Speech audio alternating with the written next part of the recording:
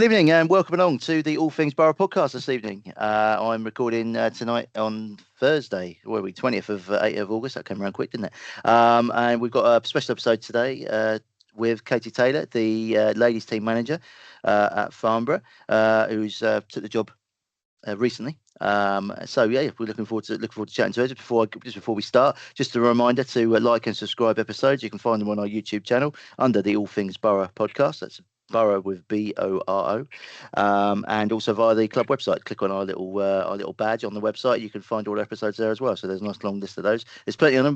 We've been going. This is our fourth season now, so we've been going a while. So lots of information to be gleaned and lots of episodes to have a look at. So if you're in the car or you're bored on a walk or going out for a run, it's quite handy to have a listen to. So please feel free. Right. Well, without further ado, I'll introduce my guest this evening. It's Katie Taylor, ladies team manager. How are you today? I'm good, thank you. Very well. How are you?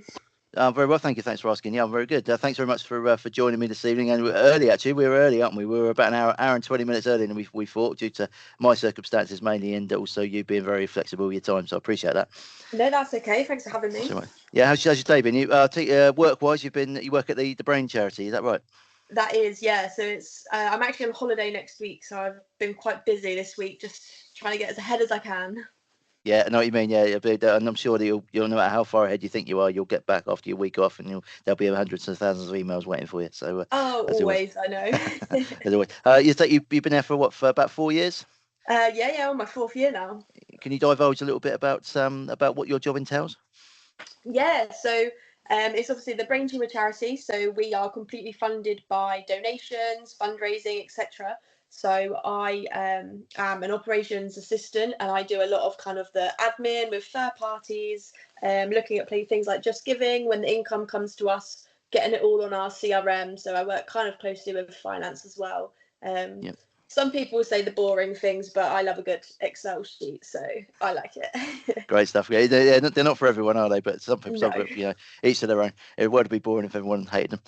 Exactly. So every day, it's great stuff. And obviously, that's the day job. And obviously the part-time gig, more sort of full-time job, is managing the ladies' first team. So you're new to the role this season, having played for the ladies' team previously. How did the job come up, and how did you go about applying for it? Yeah, so I think I stepped in as the development ladies manager last season. I kind of made it clear that this was always going to be my intention. I said from the beginning, like, I would really like one day to be the first team ladies manager. Thought it would be really great, especially to get a lady in there to do the role. And I guess you can say it just kind of opened up this season. Obviously, last season when there was a slight opening, I don't really think I had enough experience to do it. I think I needed the time with the development team to get them working, to figure out how I am as a manager, how it is with the ladies. And then when it came around this year, Kelly came across to me. She asked me if I'd be interested. And I'll be honest, I was a bit 50-50 for a while, and I did think about it, but yeah, it was the right choice for me, for my development, and hopefully, I'd like to say, for the ladies. Yeah, I think you just sometimes these opportunities come up, don't they? Sometimes they're either too good to turn down, or it just feels like the right move, doesn't it? Exactly. Is that sort of how you felt with it? You just sort of the right time for you, right time for the club as well? Yeah, exactly. It was one of those things where if I had thought, okay, do you know what, maybe I want another year before I move into that. Unfortunately, with football, like you can't really just hold off on that. If someone else had come in and then they want to stay for a couple of years, then I might not get that chance. So I think sometimes you just have to take what comes at you. Yeah, you just got to grasp the opportunity, haven't you, really? And sometimes you might be. There's always trepidation with a new role, isn't there? Even just not just in football, just in life generally, isn't there? There's always that kind of feeling of doubt, and when you first start anything. But once you get your feet under the table a little bit, and you do the first few sessions, and you get the first games out of the way, you kind of like develop into a bit more of a confidence person behind the scenes, and you develop yourself, don't you? And you end up find out a lot about yourself as well, don't you, when these things come up? Oh yeah, I imagine we can have a conversation now, and if we have a conversation again after like Christmas, so my answers for things will probably be completely different. Yeah. Well, I like that. You're inviting yourself back on the podcast already at Christmas. That's perfect. Excellent. I'll pencil you in. Perfect. Excellent stuff. Yeah, exactly. It's sometimes it's like in all warps of football. It's well, probably a good example is probably Liam Rosenior when going to Chelsea when he did. It's probably he probably knew he was too early for him, but he took the job because it was there, and he thought if I don't take it now, I might not go for it again. So sometimes you do it, and sometimes for him it didn't work out, but for some people it does work out, and you think actually and it can lead to other stuff as well. Sometimes depending on how things go. That's a good thing with football, isn't it? You kind of there's always a room to move, even if it's a sideways step or moving upwards, or sometimes you may step down. There's always a role available. Exactly, and I think it's good. For me, I just want to be involved. I love football. I'm happy to kind of do anything, but this is where I want to be. Great, that's really good, really good. On that, you say you love a football. You obviously played football. And if people don't know, you have played for the ladies team for a couple of seasons, haven't you? Yeah, so I joined in the first year when Farnborough first formed. Was in the first team, and then unfortunately got injured that season. A few months in, wasn't really sure on the extent of the injury, so did a bit of rehab, carried on, tried a little bit in the second season, but it just unfortunately realised that I wasn't going to be able to play at the right level with the injury, so had to take a step back. Yeah. What was the injury you had? I ruptured my ACL. Ah, right, yeah. It's a very common. It's actually quite common, isn't it? ACL injuries. More so in ladies football than men's for some whatever Yeah, reason, and is I it? feel Them like they're a lot more common nowadays as well. Like you go very much back so. maybe 10 years and you didn't hear about as many, and now you're getting like 5 to 10 a season. Yeah, it's sort of changed, hasn't it, from the sort of the stereotypical football injury being a sort of a broken leg or a sort of a badly sprained ankle to having sort of your knees and ankle joints ruptured and things like that. There was I think it might be something to do with the pitches. I think now because I think they're better, aren't they? But they tend to Yeah, hold your foot in place more, don't they? When your foot's in place and your body goes one way or the other, you kind of end up doing your joints rather than the actual bones. Now, I think that's probably might be something to do with yeah, it. definitely that. I think a lot more injuries at the moment actually do come from kind of your own thing rather than like a bad tackle or something like that. Yeah. Some of unfortunately the most serious ones are generally the most innocuous ones, aren't they? The ones where you're on your own. Sometimes you jump up to head the ball and you land awkwardly, and then you end up. Exactly that. Yeah, I mean that's a very common ground for both men's and women and the women's game. But I know that ACL injuries do seem to be more prevalent in the ladies' game for whatever reason or another. I know I've spoken to some on our previous episodes last season to some ladies. I think Leanne was on talking about it. It does seem to be a higher level of women getting injured in the women's game as opposed to men. There's still a high level of men getting injured as well, but it's definitely higher for the ladies. I don't quite know why that is, but I'm sure they'll find a reason why for sooner or Yeah, later. I Yeah, think a lot of people, are trying to look into it, so someone will come yeah. along and tell us. Yeah, I think possibly it might be just the kind of the strength of a woman and a man are different, and they're stronger in different areas than others, and possibly the legs are maybe like the area around the Yeah, knee that is not so strong. But hopefully they'll put their finger on it sooner or later and I come up hope with so. something to try and stop it because it is a Yeah. they're not small injuries, are they? Unfortunately, they're always long No. term. Yeah. So are you fully recovered now from injury, or are you still battling away? So I'm about, I think maybe like 12 weeks post surgery now. So had it at the end of May. So I'm fully in the recovery period, but obviously it's a long road ahead. Yeah, and after you get yourself back, sort of, I suppose walking and running properly first, isn't it? And weight bearing and that sort of stuff. Then you're looking to maybe get back into playing, or you fully a manager now? Um, I am putting no pressure on myself. Right now I'm enjoying managing, so I definitely want to see how this season goes. But obviously, in a year's time, if I have the ability to be playing again, I think it will be a decision for them to make. Yeah. I think one step at a time, 1 week at a time, isn't it? Really, I think. Yeah. Yeah. And plus, it's hard enough being a manager, but let alone a player manager, isn't it? So that could end up, Oh, I couldn't you do know. that, I don't reckon. No, you need a good assistant, definitely, wouldn't you? Definitely, yeah, Yeah. that'd have to be something to look at. Yeah, good. Obviously, that's a little bit about you, which is good. And I'm obviously sorry to hear you're injured, and hopefully the recovery is goes well. Thank They you. can be up and down roads, can't they? Sometimes, and I think I know through speaking to you before, you've had quite a few different injuries before, so it's something you're used to, unfortunately, isn't it? But hopefully the recovery goes well, Katie. Right, moving on very briefly to Sunday's match because there's a big FA Cup game. If people don't know, obviously the club will have started in fact, and will continue to support them and put a bit of marketing details out on the socials about it. We're playing at home against Baggy Lee in the FA Cup Yeah. preliminary first round on Sunday at 2 o'clock. So obviously it's an exciting time for you as being first FA Cup game as a manager. And I've played a team. We're excited about it. Just give your thoughts on it initially to start with. Yeah, I think when we first got the draw, I thought, well, that's, it's made for a good game there. It's obviously quite local, so bit of a derby vibe, and Mm. Badshot are in our league, so after this game we're still gonna have to play them another 2 times. So I think Yeah, it's one of those they got ones. relegated last season, didn't they? Is that right? They did, yeah. So Yeah. they're coming down from the league above, so they've already got the high level experience. I think you were probably always hoping for maybe a different team, someone that you're not maybe going to come across for the rest of the season, but it's not how the draw works, is it? No, You never no, know it's what you're true. going to Yeah, get. yeah. I remember last season, for example, you've got Bratley Town. We got in the preliminary, didn't Exactly, we? And we yeah. won that game. That was Complete unknown, really, they were. yeah. You don't know what you're going to get, do you? And it's difficult either for ladies teams, and certainly in a different region completely. Yeah, it's hard to know what you're going to come up against, don't you? Because it's the standards are quite different, aren't they? In different Yeah, different even leagues. around like the local area, sometimes you look at the different leagues and, they're all at slightly different levels. Yeah, exactly. Yeah. So I'm looking forward. I'll be there. So I'm looking forward to coming down on Sunday. So any excuse for a football match for me, really. So I don't know. But I might end up running the line again. Never know. So yeah, we'll Oh, see. don't you worry. I feel pretty certain there's officials this Yeah, week. thank God You're for all that. right. I'll do one a nice relaxing Sunday at this time rather than yeah.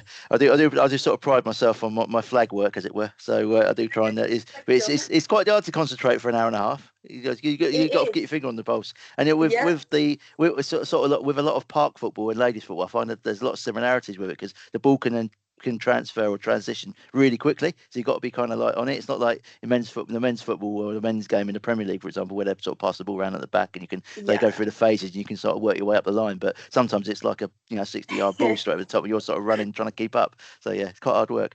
Um, yeah, well that's anyway. That's my excuses out of the way anyway for any mistakes I made last week. So Yeah. Getting them in um, early. I like it. yeah, exactly. Yeah, get them out of the way now. Yeah.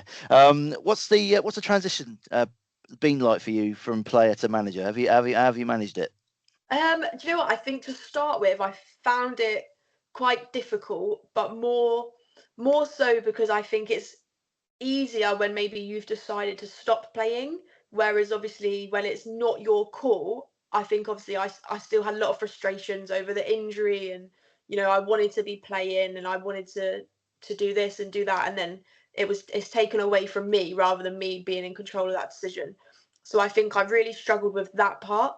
But I actually think stepping into I started as a coach first and then moved into the manager role. It kind of reignited the love for football again, because I think after the injury, it's really easy to be so frustrated and just annoyed with the injury of football, all of that. And I thought this, that's it. I'm done now. Like I'm out of it. But no, this gave me a whole new opportunity, and I thought, I'll have a go. I wasn't quite sure what I'd be like. I started managing the under 16 girls 2 seasons ago, so that was kind of my first gig, my first in.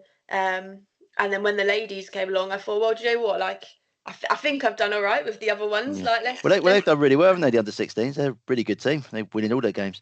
yeah. So they came up to under 18s this year and then won their league. So Mm. yeah, they've done incredibly well. And it's one of those things. I think I actually get more nervous as a manager now than I did as a player.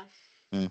Yeah, naturally. Yeah, I speak to a lot of people like that, and they say the same thing. 'Cause it's kind of like you're responsible for everybody, aren't you? Not just yourself. So it's kind of like Exactly. it's all on your shoulders, isn't it? And when things go wrong, obviously you think it's maybe down to you. I could have done this better. I could have done that, and Yeah. it comes with experience, though, doesn't it? When you do the more games you do, you realise actually, do you know what? If I look back, would I have done anything different? Probably not. So you kind of like you do kind of get to that experience. And other times you look at it and think, yeah, maybe next time I'll do this. And it just the more games you do, the more experience you get, don't you? And Yeah, sometimes it goes the other way. You get people who are really stubborn and they say, no, I'm going to go. I'm going to go down this road no matter what, and they won't change their mind for anything. And sometimes that works out, sometimes that doesn't as well. So there's no one way to do things perfectly, is there? no, Exactly. Yeah. So I always find it on your point about the injuries and ending or stopping people playing. It's quite 95% of players end up stopping playing because of injuries. Really, it's very rare that a player stops because they want to stop or they stop at the right yeah, time. That's why you see a lot of top professionals, for example, they end up going out on they always say they want to stop playing at the highest level, and that because they know that if they keep playing, sooner or later they're probably going to get an injury that's going to stop them anyway. So sometimes they just think, you know what, I don't want to go through that. They've probably seen it like yourself. They've seen lots of injuries and things, and they don't want to go through it. So they'd rather just go out on a high. no. I But mean, I don't blame them. no, neither do I, really. No, neither do I. I stopped playing because I'm not very good and I was too fat, so that's why. But there we are. So that was it was my decision, but not if you know what I mean. So there Yeah. we are. Yeah. Good. Right. What else have I got to ask you? Yeah, I was going to ask you something just briefly. Obviously, we talked about the FA Cup game, so obviously anyone who's listening, come down and support the girls. I think it's only a fiver to get in or something. It's a I bargain. think it's £4. But even better, Yeah, get change from a exactly. fiver, fantastic. And you can always ask them to keep the pound if you like, but if you're very I mean, that would generous, be nice. Yeah, if you want yeah, it would to. do. Yeah, we put it in the pot. Yeah, exactly. So yeah, it's good value and they're good games. I mean, Izzy scored a bit of a worldie at the friendly last week, didn't she, from about 40 yards? So a free kick straight in the Yeah. top corner. So that was always good. So you obviously something. Obviously Emily Smith, the new signing, she scored 2 goals. Was that her debut? She actually played the first friendly we had against Aldershot. She got a Ah, hat trick in the first half there, that's why I didn't and see it. then I missed the first half. unfortunately hasn't been able to play again. So Yeah. there's 2 games in, not bad. Yeah. She looks really good. Actually, she's really good. But she's former Brighton player, isn't she? So Yeah, and she played at Milford last season. Is that right? yeah, Milford and Yeah. Whitley last year. Yeah, it's good. I was going to ask you something a bit off on that subject actually. How do you go about recruiting players in the ladies' game? Is it down to them sort of applying or sort of getting in touch with other players and getting them in that way, or is there trials or is there recruitment Yeah, process? do you know what? It's a little bit of kind of everything. So we held trials. So obviously we put out a form, ask people to register their interest, and then they come along to the trials. We see how they go. Some you can see from trials, you're like, yeah, do you know what? I'd really like them to join the team. Some we then might invite to pre-season training, see how they get along with the team. But sometimes it's also, and Emily kind of came about this way. You just kind of you're looking around, you're tracking who did really well last year, what's happening with movements in clubs, stuff like that, and we just reach out to them. Mm. um It's very similar to the men's game, really, then, isn't it? It's no yeah, real difference. Yeah, yeah, because obviously, exactly. the men's team have players on trial all the time, and they either get in touch for other players, or other players think, oh, this guy's we may have just signed. Oh, by the way, this guy's available. He's left here, so maybe we want to have a look at him. And they come down, have a trial, and see how you go. And if you want to have a look at him, they play pre-season, do some training, and you make an assessment of them, I suppose, don't you? Yeah, Yeah. I think it's always good, especially, we held 2 trials. I think if you can get people down to both of them, or at least to another training session, you give yourself the best chance of seeing them, watching how they can play, what maybe would they need to work on, how would they fit in the team, that kind of stuff. I think it's very hard to judge after like a 1 hour training. So I like to see them over a couple of weeks before you can really make your decision.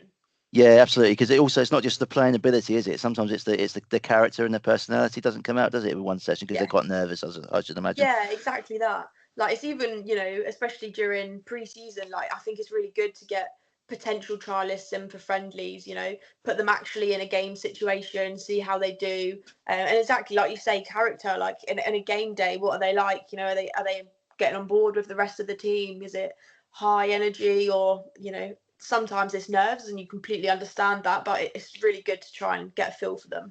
Yeah, absolutely. Yeah, you don't want you don't want a bag egg in the dressing room or someone who's going to be quite abrasive with everybody, do you? You just want a nice friendly dressing room. Everyone gets on, don't you? Really? Yes, Yeah. ideally.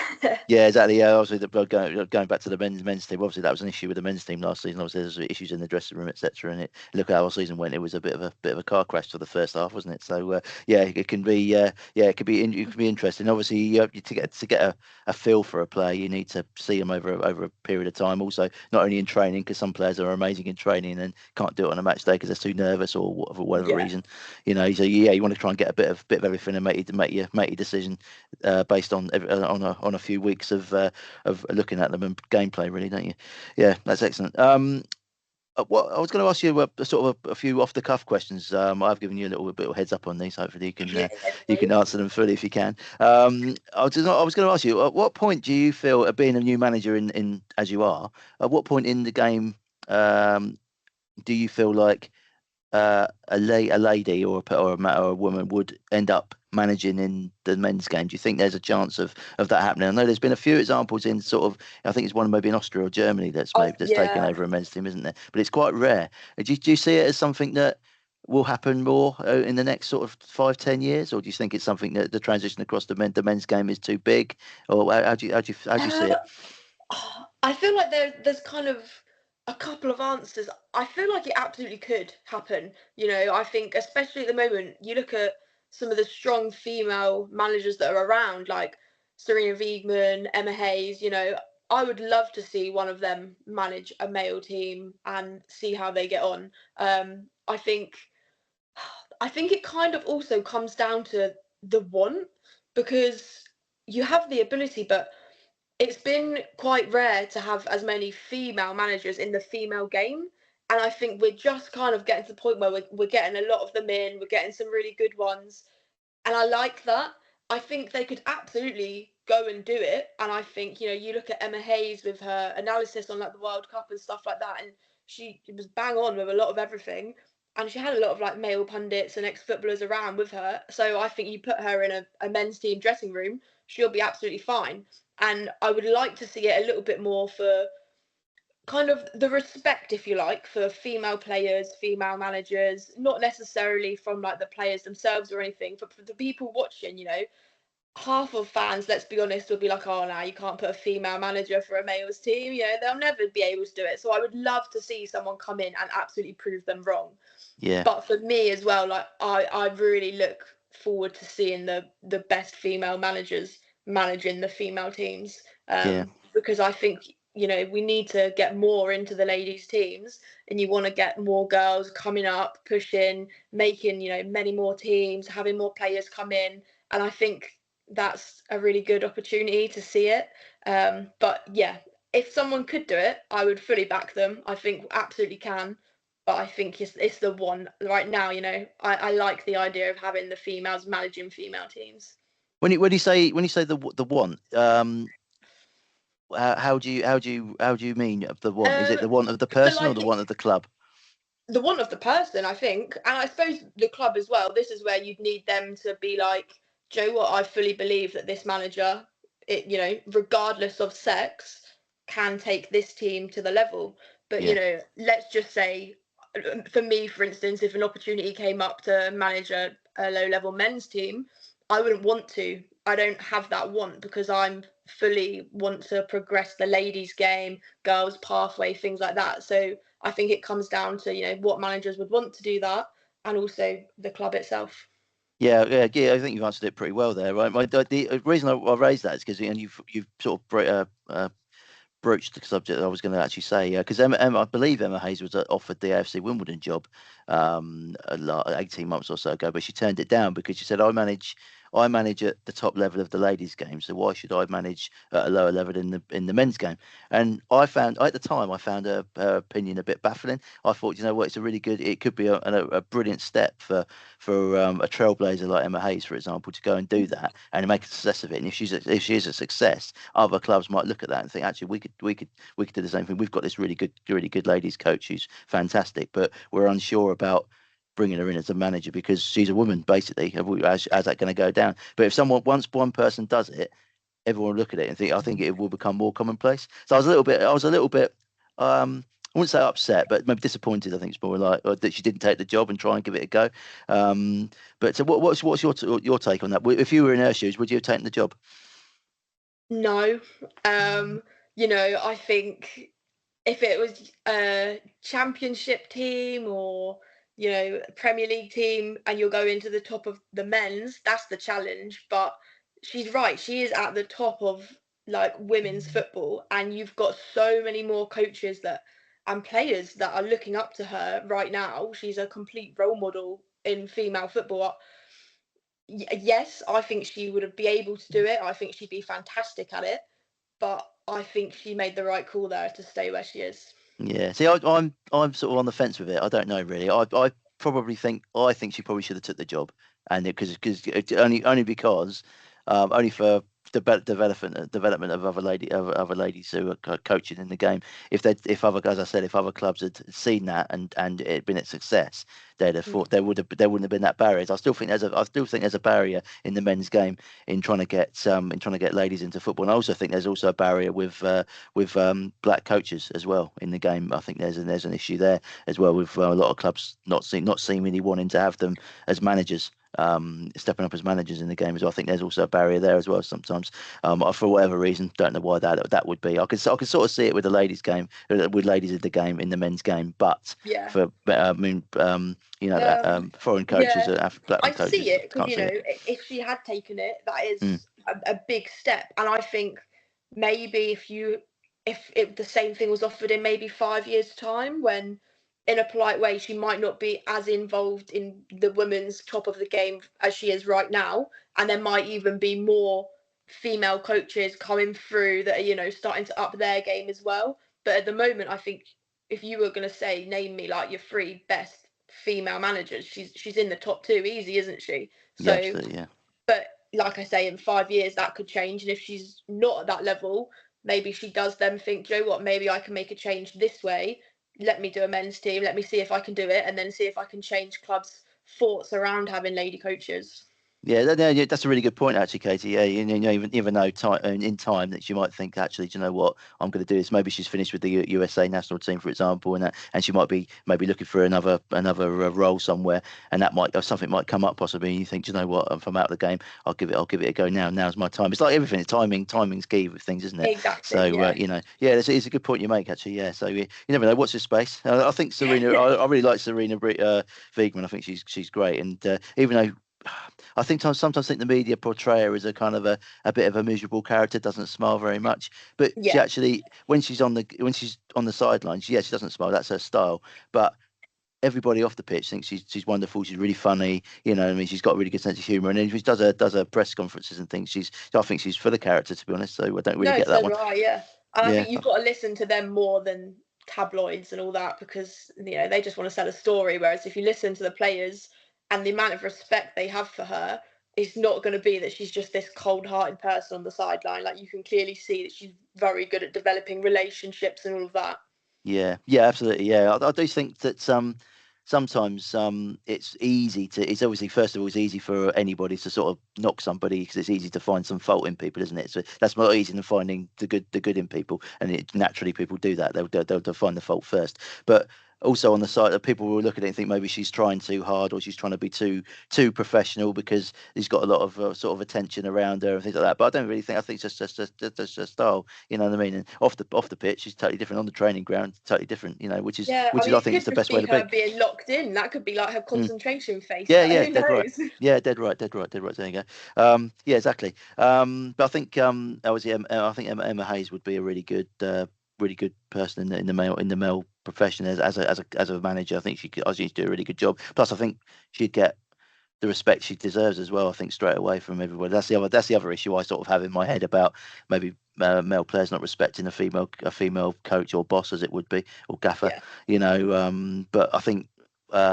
So after a few training sessions, I think they would think actually that she knows what she's talking about. Because I think that goes for a male and a female person, anybody in the game. If you come across as someone who doesn't know what they're doing, a professional player will find you out in 2 hours.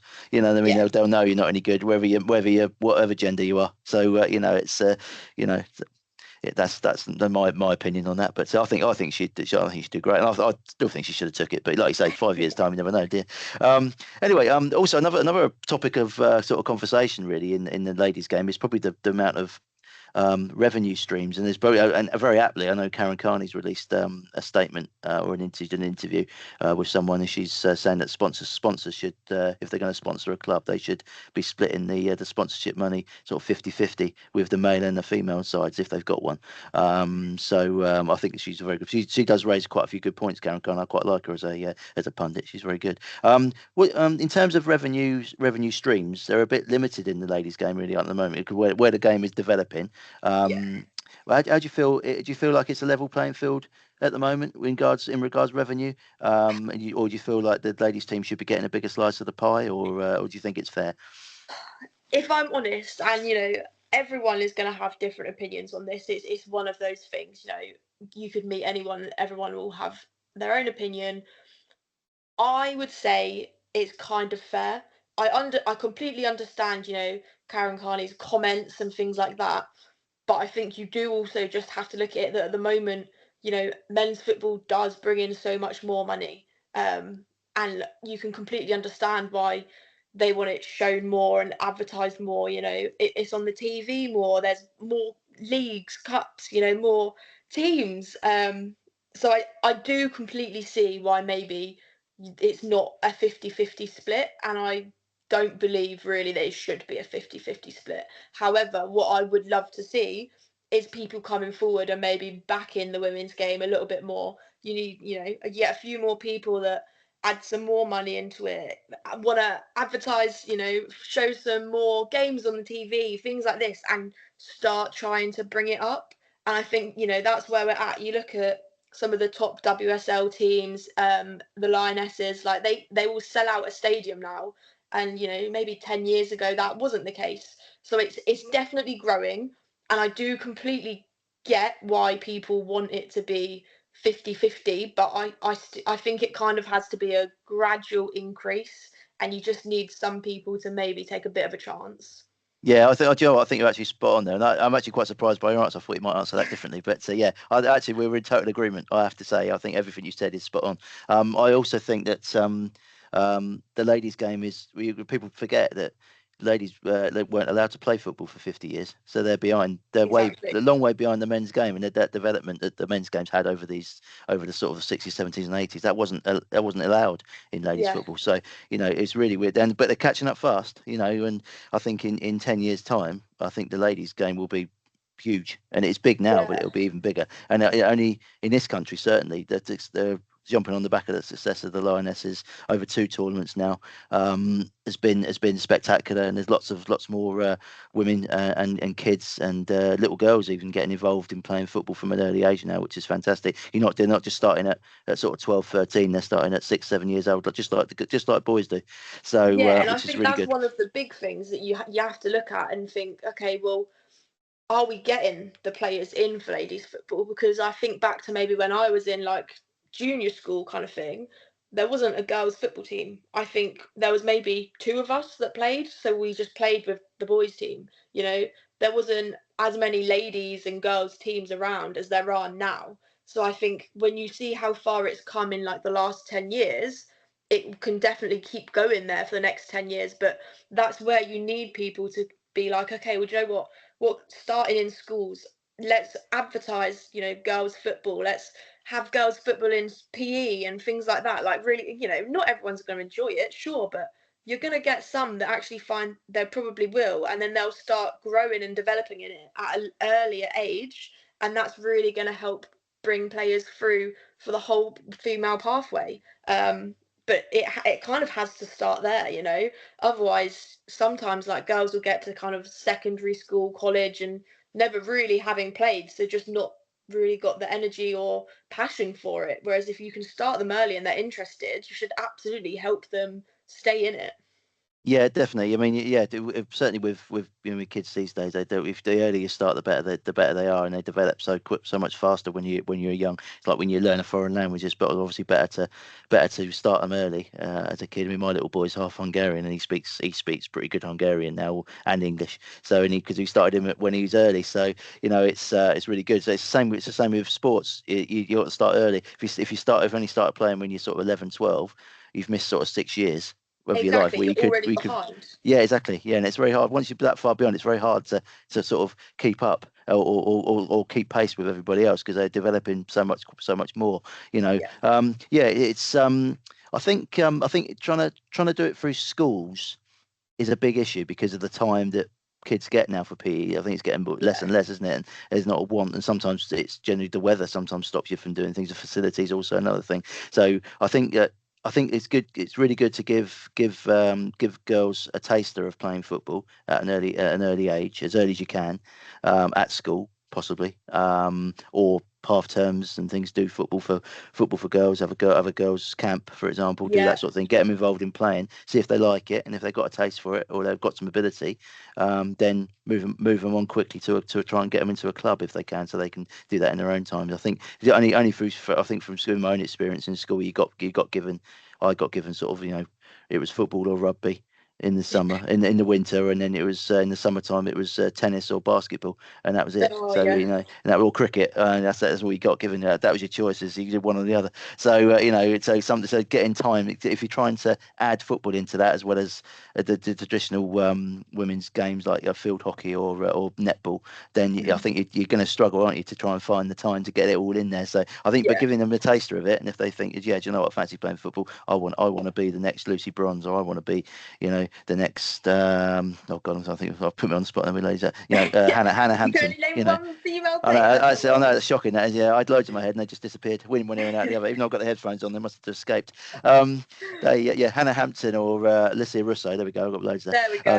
Got them Yeah. in the end. So yeah. They want to be that person, and going back on what we said previously, our last topic, the success of the Lionesses is a massive thing for those people. Everybody watching it on the TV, and like you said about the more games being on TV and making them of the availability to watch those games, go into football matches, making it affordable for families and people to go to the games. So I think ladies football's very affordable at the moment, which is good, and long may that continue. I Yeah. think that's definitely an area where the men's game is going away from the average fan, and the ladies' game is probably getting the people who are not being able to afford to go to Premier League football, for example. So they're saying, oh, do you know what, let's go down to Kings Meadow and watch Chelsea ladies playing instead because it's only a fiver or a tenner. We'll go there instead I rather than think paying that's 60 why, quid. it's a lot more affordable for families. So this, you go to a men's game, then you go to a ladies' game, you're actually probably getting a lot more children at the ladies' game. And I Yeah. think part of that is generally just because, they're interested in football, they want to see football. And I think it's really good if you take, especially like young children of a young age to watch the ladies' game. They're going to grow up with kind of the same respect for the female players as they have for the male players. And I think that's really good. Yeah, absolutely. Yeah, definitely. Yeah, it's always good to. Boys and little boys and little girl and young men have always had the role models to look at, whereas the ladies probably haven't. Up until 10 years ago, like for example, probably less time, maybe 8 years ago, they Yeah. haven't had that. But now they have, and they're and these ladies are playing football at a really good level, and they can see the development. You think to yourself, how can I be like that? And you say, well, go down to your club, and there's clubs popping up everywhere. Like Farnborough have obviously started their team it's only third season Yeah. now. So, and there's also lots of other clubs, Aldershot in the area, Bagshot Lee. There's lots of ladies teams now popping up, and they've got good facilities as well. Generally, it's sort of shared, and there's training and things like that. So it's really really good. So I don't think it's not like going back to like the 60s and 70s and 80s where they would have, if they were developing, if there wasn't the ban or there wasn't this issue with playing football, there probably would have been hindrances on the facilities, and but now there isn't that because you've got the 3G pitches as well that you can use. Yeah. You can use them a lot. So yeah, it's definitely an area. So like you say, there's no reason why they can't to continue to develop at a exponential rate compared to how the men's game has, and catch up almost. Which Yeah. is good. I'd The only like to thing. see it. Oh yeah, it would be good. It would be great if you could have as many or half as many female clubs as there are male clubs. That'd be a brilliant example. And maybe expanding the WSL as well to maybe 14 or 16 teams at sooner the better, really. Well, exactly. The more clubs come along, all of the leagues suddenly can get a lot bigger, and I think that would be really great. Yeah, it's great. Yeah, more competition is always more competition breeds just breeds better players, doesn't it? Really, and more competitiveness. So it's definitely definitely. I mean, I think the regional setup in ladies football is really good. I think that's very good. I think I'm actually still amazed you guys how far you guys travel to games sometimes. I think I think some people genuinely think that the ladies game is basically made up of like almost like a pub league. You got all the pub around the corner versus the club Yeah. around there. You know what I mean? But you guys travelled all over Hampshire to play, don't you? Yeah, all over Hampshire. The last couple of years, I think we've nice day trip to the Isle of Wight. So Yeah. it can be a full day. Yeah. It is. Yeah, exactly. It's like most sports you play. Once you play to a good level, it's almost a full-time job, really, isn't it? Sometimes, and plus you got your training, and then you got the matches, obviously, as well. It all takes its time. You're obviously doing your own work, your own fitness work during the week as well, I should imagine. So yeah, it's all there. Yeah, excellent stuff. I think we've covered quite a few different things. Hope we'll probably call it a day with the interview there, because we have covered quite a lot of stuff. So just to clarify, the game on Sunday is a 2 o'clock kickoff at Saunders Transport Community Stadium, aka Cherrywood Road. It's £4 to get in. I think turnstiles probably open from about 1:15, I should imagine. 1 o'clock, maybe One even. o'clock, I think. Yeah. 1 o'clock. Yeah, Kelly will be there on the turnstile, taking all your money. So yeah, please get down, support the ladies. They need the money, and also they need the support as well. So please do. And league games wise, I just had a quick look on the website. I think that there's not a game advertised until the 13th of September, which is away. That's got 2 away games maybe starting there to start the season off. But unless you can tell me Yeah. otherwise, yeah. No, that's right. Yeah. So yeah, so basically, this is your only opportunity to see the ladies team for a few weeks. So take the opportunity while the weather's nice as well. So try and get down. Exactly. Yeah. Come down. I mean, what else to do with your Sunday afternoon? Yeah, exactly. Come You don't want support to go your shop. local teams. Yeah, don't want to go shopping around Tesco's, do you? Really, to be fair. So Yeah. there we are. Boring. Yeah, exactly. Good stuff. Right. Well, thank you very much, Katie, for your time. Thanks very much for coming on. It's been a real pleasure to chat to you about the ladies' game. And I respect all of your opinions. And we actually agreed on something, which is always quite nice. So happy days. Appreciate your time. No, thanks Yeah, so much. my Look pleasure. forward to Thank seeing you. you Sunday. Yeah, thank you. Yeah, I look forward to seeing you too. So that leaves us to just for me to say thank you and goodbye for this episode. And remember to like and subscribe. Leave some comments as well. I do reply to some of the comments if they're any good. Not just the positive ones either. If there's something we can improve on, let me know. And we'll look forward to doing another episode, and like I say, and good wish the ladies all the success for this season, and especially on Sunday. So once again, thanks for your time, and we look forward to doing another episode soon. Thank you very much, and goodbye.